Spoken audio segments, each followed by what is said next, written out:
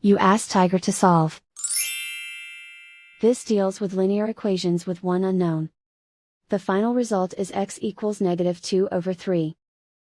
Let's solve it step by step. Group all x terms on the left side of the equation. Subtract 2x from both sides.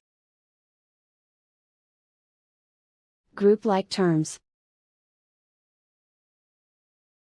Simplify the arithmetic.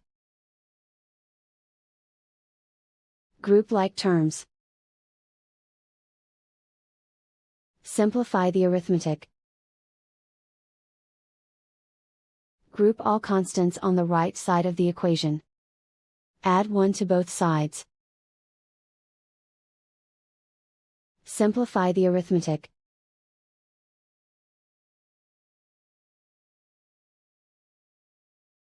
Isolate the x. Divide both sides by 3. Simplify the fraction.